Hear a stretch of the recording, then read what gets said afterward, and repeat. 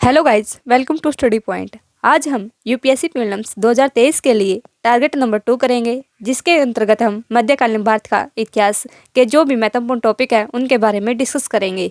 इससे पहले हमने टारगेट नंबर 1 किया था, जिसके अंतर्गत हमने प्राचीन भारत के इतिहास के जितने भी इम्पोर्टेंट टॉपिक थे उनके बारे में चर्चा की थी।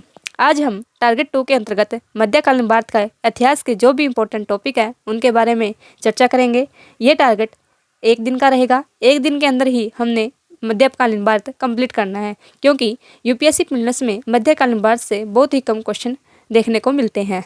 सो गाइज, हम स्टार्ट करते हैं। सबसे पहले उत्तर भारतीय साम्राज्य। जो उत्तर भारत साम्राज्य है, इसके अंतर्गत हमने दो वंशों के बारे में पढ़ना है। एक है पाल वंश और दूसरा है राष्ट्रकूट वंश। पाल वंश के अंतर्गत दो महत्वपूर्ण राजा हुए हैं, जो हैं धर्मपाल और महिपाल प्रथम। जो महिपाल शासक है, ये 770 से 810 तक इसका शासनकाल रहा है। ये वही है जिसने विक्रमशिला विश्वविद्यालय की स्थापना की थी, और धर्मपाल ने ही जो नालंदा विश्वविद्यालय था इसका पुनरुद्धार किया था। उसके बाद है महिपाल प्रथम। महिपाल प्रथम का जो शासनकाल रहा है वो 988 से 1038 तक इसका शासनकाल रहा है। उसके बाद हमने राष्ट्रकूट वंश के बारे में पढ़ना है।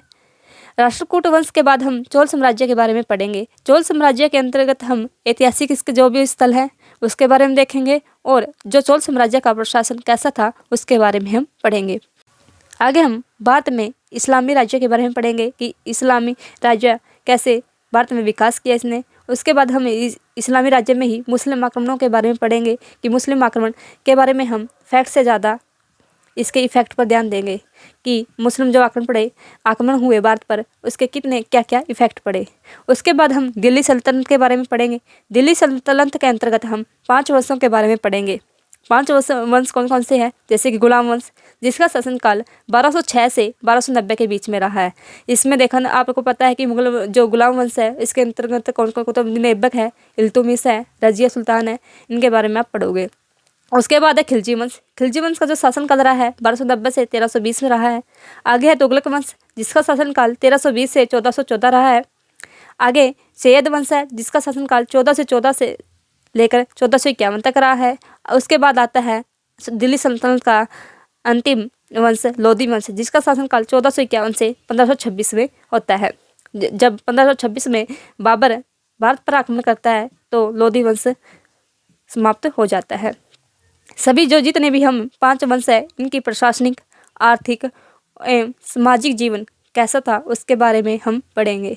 उसके बाद हम विजयनगर जो साम्राज्य है उसके बारे में डिस्कस करेंगे कि विजयनगर साम्राज्य के जितने भी टॉपिक इंपॉर्टेंट बनते हैं, इसके सिर्फ विजयनगर साम्राज्य की स्थापना, इसकी प्रशासनिक इकाइयाँ कैसी थी, इसका आर्थिक विकास कैसे हुआ, इसके बारे में हम पढ़ेंगे।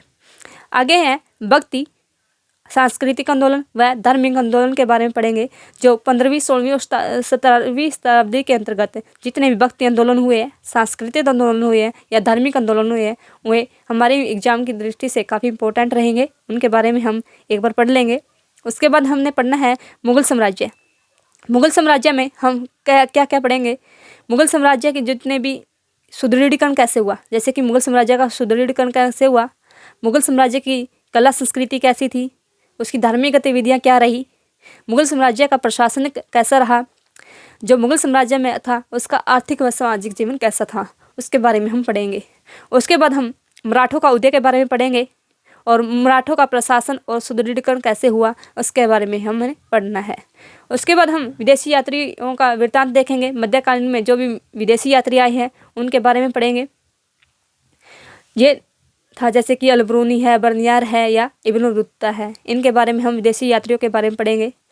और इसके अंतर्गत हम मध्यकालीन जो शब्दावलियाँ हैं उनके बारे में भी पढ़ेंगे, क्योंकि जो शब्दावलियाँ हैं ये काफ़ी बार क्वेश्चन इसके प्रीलिम्स में पूछे जाते हैं। तो मध्यकालीन में जितनी भी शब्दावलियाँ हैं जो आप के समझ में ना आए तो आप उसको सर्च करके देख सकते हैं, या आप कहीं से भी इसके बारे में देख सकते हैं। जितनी शब्दावलियाँ बनती है आप उनको नोट करके कर सकते हैं। ये टारगेट रहेगा एक दिन का।